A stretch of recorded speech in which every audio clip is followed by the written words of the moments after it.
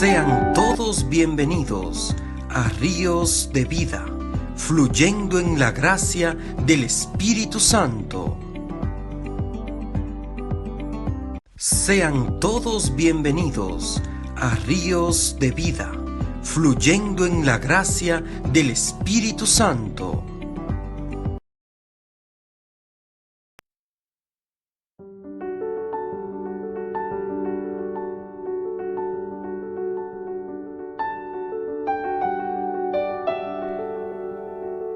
Dios les bendiga grandemente, hermanos y hermanas de Ríos de Adoración, a este estudio bíblico donde aprendemos sobre la palabra de Dios. Estamos estudiando los grandes momentos de la historia de la salvación y ahora nos encontramos estudiando la alianza. Ese tema tan importante, ya hemos estudiado el Éxodo, hemos conocido ese pueblo elegido, y vamos adentrándonos en esta historia de la palabra de Dios. Bendito sea el nombre del Señor. Hermanos y hermanas, vamos a iniciar este día en el nombre del Padre, del Hijo y del Espíritu Santo. Amén. Hagamos esta oración del Espíritu Santo, realizada por San Agustín, y repitamos, hermanos, y digamos: respira en mí, Espíritu Santo, que todos mis pensamientos sean santos. Muévete en mí, Espíritu Santo, para que también mi trabajo sea santo. Atrae mi corazón, Espíritu Santo. Fortaléceme, Espíritu Santo, para que pueda defender todo lo que es santo. Protégeme, Espíritu Santo, para que yo sea siempre santo. Amén. Y el Papa Francisco, el 15 de mayo del 2013, en una audiencia general en la Plaza San Pedro, hizo esta oración que dice: Espíritu Santo, haz que mi corazón se abra a la palabra de Dios, haz que mi corazón se abra a la bondad, haz que mi corazón se abra a la belleza de Dios cada día. Así que Él nos ilumine en este camino, en este andar de la palabra de Dios, en esta sabiduría, en esta gracia. Dispón nuestro corazón, Señor. Abro mi corazón para que tú entres y tomes el control, el dominio, la sabiduría, todo lo que viene de ti, de tu amor y de tu misericordia. Bueno eres, Señor, te adoramos y te bendecimos. Bien, hermanos, al inicio de este tema, la alianza, nos hemos propuesto unos objetivos sobre este tema que nosotros debemos tratar de saber y de comprender. El primero de ellos era cómo se manifiesta Dios con motivo de la alianza, qué relación se establece a partir de entonces entre Dios y el pueblo, qué exigencias impone Dios a su pueblo, en qué sentido y por qué se dice que el pueblo pertenece a Dios y cuál es el significado y el valor de los 10 mandamientos y qué representa todo esto para nosotros, el significado de esa alianza para nosotros en la actualidad. Ya hemos hablado de la gran manifestación de Dios, de ese acontecimiento ocurrido, lo hemos explicado a raíz de la palabra, y del significado que tiene ese acontecimiento de que Dios se manifiesta a los hombres y les habla. Y hoy, acercándonos a este tema, hermanos, también hablaremos hoy en especial: seréis mi propiedad. Y antes de introducir este tema, les invitamos a dejar me gusta, a comentar, aunque sea diga ven Espíritu Santo o gloria a Dios, y que la fuerza de Dios le bendiga, hermano, por acompañarnos en este canal de evangelización. Que el Señor les guarde, y también les invitamos a nuestro canal de Facebook. También ahí estamos, hermanos, con el mismo contenido de nuestro canal, rogándole a Dios poder seguir llegando a tantos hermanos que necesitan de la palabra de Dios. Hablemos entonces de que el Señor le dijo al pueblo de Israel: seréis mi propiedad. Y la palabra española alianza traduce la palabra, la hebrea, berit. Esa palabra puede significar un contrato. Génesis capítulo 31, versículo 44. Un convenio, un acuerdo entre amigos, primera de Samuel 18, versículo 3.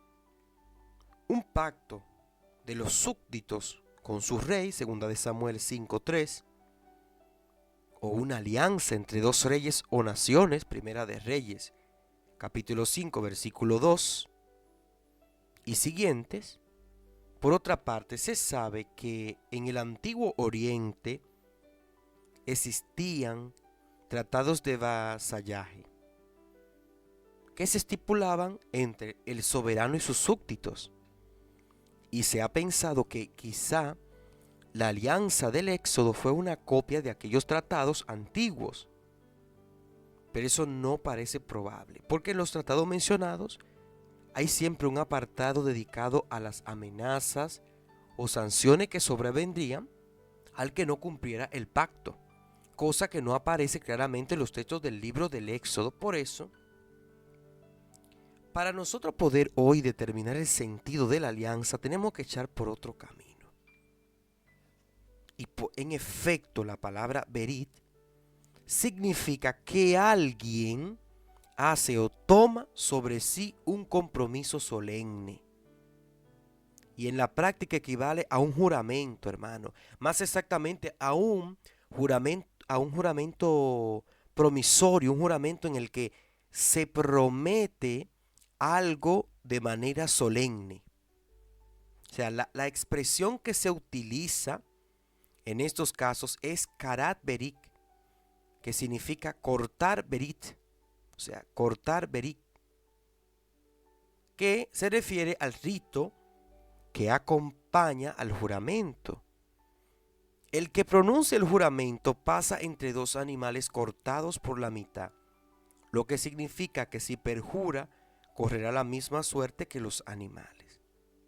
Y en la palabra de Dios se alude a este rito en Génesis capítulo 15, versículo 34, 18 y 21, cuando el compromiso es recíproco. Los dos que se comprometen cortan cada uno su berit. Oiga, hermano. Y en consecuencia hay dos berit. Así en el tratado, por ejemplo, entre Salomón y Hiram, que aparece en Primera de Reyes, capítulo 5, versículo 26, en ese tratado entre Damasco e Israel, también, Primera de Reyes, capítulo 15, versículo 1, en el acuerdo entre David y Jonatán, Primera de Samuel, versículo 23, 18, por consiguiente, y resumiendo, hermanos, hacer una alianza es lo mismo que hacer un juramento. ¿Con qué fin, hermanos? Con el fin de que se promete algo de una manera solemne. Ese compromiso puede ser mutuo o solamente de una de las partes hacia la otra. Y aquí entramos a hablar de la alianza del Éxodo. En el libro del Éxodo hay 4 relatos que se refieren a la alianza de Dios con su pueblo. Aquí estamos estudiando, hermanos, esos antecedentes, ese acontecimiento de la alianza que Dios hace con su pueblo, que es un hecho importantísimo en todo este tema que nosotros estamos hablando. Porque Dios lo eligió, pero también Dios prometió algo. Y Dios hace un juramento. Como lo hemos visto anteriormente, yo seré tu Dios y ustedes serán mi pueblo. Por ejemplo, si nosotros vamos sobre este acontecimiento, sobre estos 4 relatos que se refieren a esa alianza con Dios, nosotros vamos a ir a Éxodo capítulo 19, versículo 3, 8. y el primero de estos relatos es tardío. De tal manera que nuestra atención se debe fijar, hermano, en los tres siguientes, sin lugar a duda. En Éxodo capítulo 24, versículo del 9 al 11, se nos cuenta que esa alianza se realizó sobre la montaña, en una comida a la que asistieron con Moisés un grupo de 70 ancianos, representados del pueblo. Y en Éxodo capítulo 24, versículo 3 al 8, Moisés se refiere al pueblo las palabras de Yahvé. Y ahí recibe el asentimiento del pueblo, construye un altar al pie de la montaña, manda que 12 jóvenes ofrezcan sacrificios, que se declara dispuesto a acatar lo que ha ordenado Yahvé. Y en Éxodo capítulo 34, versículo del día al 28, se presenta una renovación de la alianza, lo que tiene su razón de ser porque ha procedido del episodio del becerro de oro que está en Éxodo capítulo 32, que había sido una violación de la primera alianza. ¿Y qué nos quiere decir, hermano, esto que hemos dicho anteriormente? Ante todo, hermanos, hay una cosa muy clara. Dios se compromete con su pueblo. Dios se solidariza con él y establece un juramento de fidelidad. Y el texto tardío de la primera alianza lo dice con esta palabra: seréis mi propiedad. Ahí lo dice, hermano, Éxodo capítulo 19, versículo 5. Es decir, hermanos, ¿qué significa? Que el pueblo de Israel es algo que Dios mira como suyo. Por lo tanto, algo que Dios cuida, protege y defiende. De ahí la confianza y la seguridad que ha de tener el pueblo. Y en el fondo se trata de una interpretación profunda de la relación de Dios, de esa relación del pueblo con Dios y de Dios con el pueblo. Es una relación de intimidad, de pertenencia y de entrega sin condiciones. Pero hay en todo esto, hermanos, un aspecto muy importante que conviene destacar. Propiamente hablando, de la alianza que se describe en estos textos, no es una alianza, hermanos, mutua, es decir, no se trata de un compromiso recíproco, es importante que usted lo sepa, sino de un compromiso unilateral. El compromiso de Dios con el pueblo nunca corta la verid, el pueblo.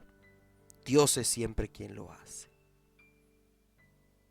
Y en Éxodo capítulo 34, versículo 10, Yahvé corta una verid, y se compromete a las promesas que hace a continuación, que están en Éxodo capítulo 24, versículo 37.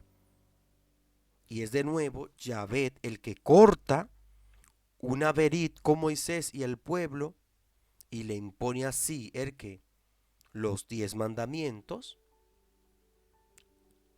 Y por consiguiente la alianza consiste, hermanos, en un compromiso de Dios con su pueblo. Dios se compromete mediante juramento sagrado a cuidar a su pueblo, a proteger al pueblo y a defenderlo en todo momento. El pueblo, en respuesta a esa fidelidad de Yahvé, ¿qué debe hacer, hermanos? Debe observar los 10 mandamientos que Yahvé impone. Importante ahí. Y entonces, ¿qué es la nueva alianza? Llegamos a este punto. Hermano, la alianza es uno de los grandes temas de la Biblia, porque en él se expresa cómo es la relación de Dios con los hombres y cómo tiene que ser la relación de los hombres con Dios.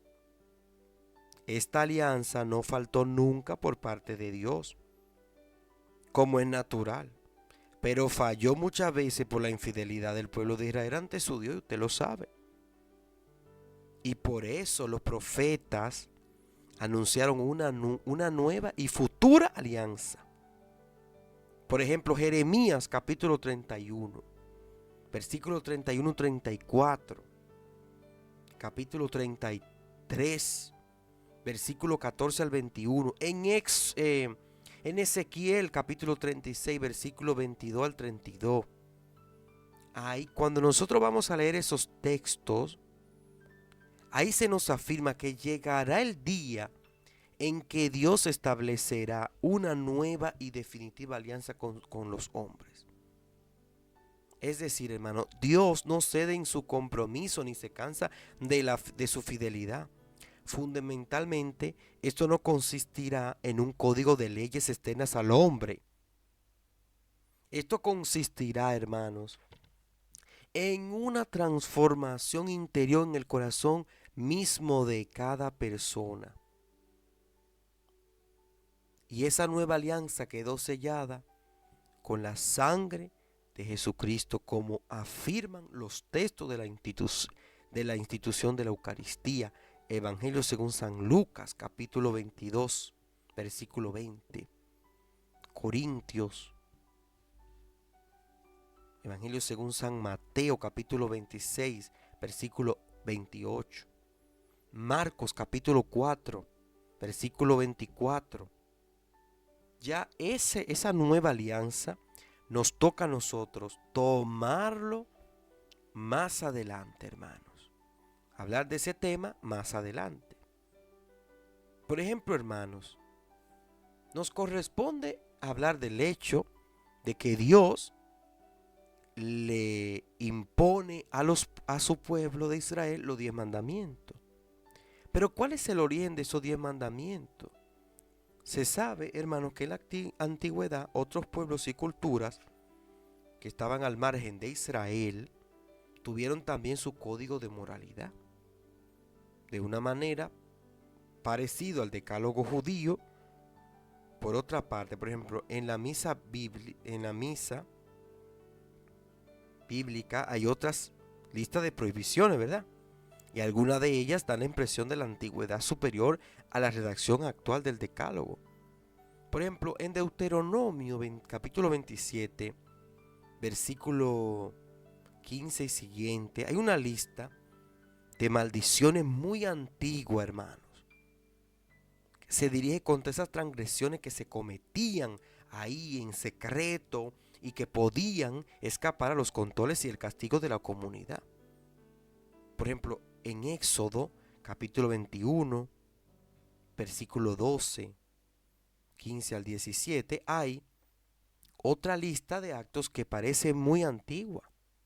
De igual forma en Levíticos capítulo 9, versículo del 13 al 18, podemos nosotros encontrarnos con una serie de mandamientos que son muy semejantes al decálogo de los 10 mandamientos. ¿Y qué significa eso, hermanos? Todo eso quiere decir que en el pueblo de Israel se llevó a efecto una profunda reflexión teológica y pastoral en lo que se refiere a las obligaciones del hombre ante Dios.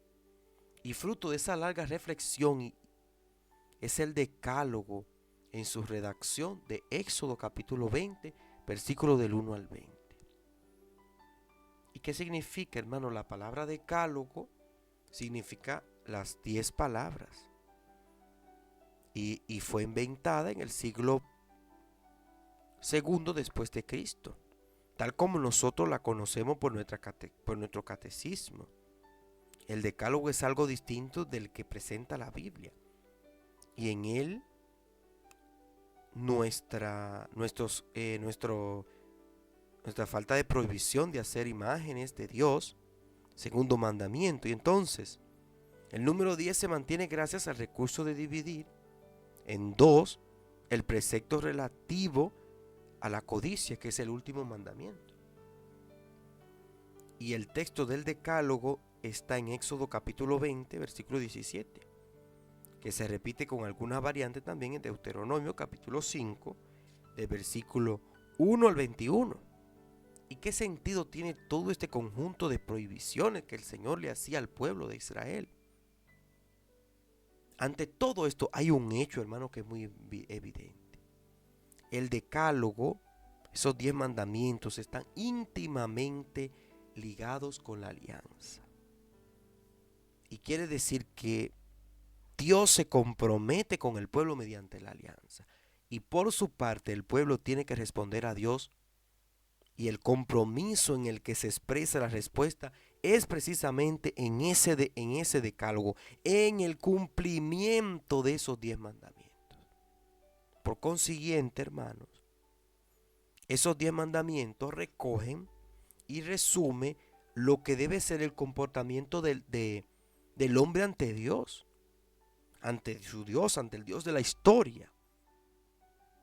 Y de ahí parte ese sentido fundamental, hermanos, en la parte de la historia, este texto de los 10 mandamientos, el decálogo. Pero hay algo más que decir sobre esto, hermanos. Ese decálogo tiene que ser comprendido a partir de un sentido general del libro del Éxodo, hermanos. Y ahora bien, como se ha explicado en el tema anterior, sabemos que el sentido general del Éxodo es que el pueblo de Dios ha de ser un pueblo de hombres libres, a fin de que puedan congregarse al servicio de su Señor. Por eso, el mismo Señor sacó a su pueblo de Egipto, hermano. ¿Cómo se llamaba de Egipto? La casa de la esclavitud. Pero en realidad estaba ya todo hecho con solo eso, hermano, con que lo sacara de ahí. Y para responder a esa pregunta hay que tener en cuenta que una cosa es la libertad de y otra cosa es la libertad para. La libertad de consiste en la ausencia de trabas externas al hombre, pero la libertad para es la libertad interior y consiste en no estar atado a nadie ni a nadie. Es decir, hermanos, consiste en la disponibilidad. Un ejemplo muy sencillo, hermano, un hombre borracho puede tener libertad de, porque puede ir a la taberna, a la licorería, al bar, cuando le dé la gana. Pero en realidad ese hombre no es libre, hermano, porque es un esclavo del alcohol, de la bebida, no tiene libertad para. Pues de la misma manera el pueblo de Israel conquistó su libertad de cuando salió de Egipto. Pero ¿era ya por eso solamente un pueblo de hombres libres? He aquí la gran cuestión, hermanos. Pues bien, para que llegara a adquirir esa libertad interior, esa disponibilidad para eso, le dio los 10 mandamientos. Porque en primer lugar, hermanos, los hebreos, como se dice en la historia, podían congregarse al culto de otros dioses que no fueran su libertador Yahvé. Podían servir a ídolos en cualquier forma que eso llevara efecto. Primero y segundo mandamiento. Podían además meterse por el callejón sin salida del pecado y salirse por tanto del camino real de la libertad, si no tomaban en serio a su Señor y no le servían a Él por encima de todas las cosas. Tercero y cuarto mandamiento. Podían también, ejemplo, hacerse daño unos a otros, podían privar a sus hermanos del derecho de ser ellos mismos, podían destruir la comunidad, la armonía entre los hermanos y podían, en definitiva, atentar contra la libertad de los demás, del quinto al noveno mandamiento. Y por último, hermano, así como usted lo ve, en el corazón de cada individuo existe la codicia, que es la raíz, hermano, de todos los atentados contra la libertad. Décimo mandamiento, y por consiguiente, el decálogo es la carta magna de la liberación, hermanos. Es la constitución, la liberación interior del hombre, el camino seguro, la liberación que consiste, hermano, en la disponibilidad total ante Dios y ante los hombres. Así es, hermanos. ¿Y cuál es esa validez que tienen esos 10 mandamientos para la actualidad? Y nosotros sabemos que en la doctrina del Nuevo Testamento se afirma con toda claridad que los cristianos hemos sido liberados de la ley. Y en tal sentido, hermano, el apóstol San Pablo establece una contraposición radical entre la gracia y la ley. Si nosotros leemos la carta de San Pablo a los Romanos capítulo 6, versículo 14, y entre la fe y esa misma ley, Romano capítulo 3, versículo 21 al 22, y del capítulo 9 y versículo 31 y 33, en Filipenses capítulo 3, versículo 9, donde se sigue que la ley ha sido suprimida para el creyente, porque la libertad y la esclavitud, hermanos, son situaciones incompatibles entre sí. Gálatas 5:1, hermanos. Es más, Pablo llega a afirmar que los que se dejan llevar por el Espíritu no están sometidos a la ley. Es así, hermano. Gálatas 5:18, por eso el creyente es una persona muerta para la ley. Gálatas capítulo 2, versículo 19, porque en definitiva Jesús es el Mesías, es el término de la ley, hermanos. Romanos 1:4. Cuando Pablo dice que el cristiano ha sido liberado de la ley, hermanos, se está refiriendo inequívocamente al decálogo, porque ese es el sentido que tiene la ley para Pablo. Y los textos en este sentido son muy claros. Romanos capítulo 13, de versículo 8 al 10. Gálatas 5:14. Romanos 2, del 22 al 23. Romanos 7:7. Gálatas 3:17. Gálatas 9. Gálatas 4, del 22 al 21 al 22. Entonces, hermano, se sigue de ahí que el cristianismo no está obligado a lo que manda esos antiguos 10 mandamientos. Y la respuesta que San Pablo dio a esta pregunta es muy clara. El que ama de verdad a los demás, cumple por eso mismo todo lo que manda, hermano, esos 10 mandamientos. Romano capítulo 13, versículo 8 al 10. Gálatas 5:14. Y eso es definitivo, hermano. Lo mismo que dice Jesús en su propio evangelio. Mateo 7:12.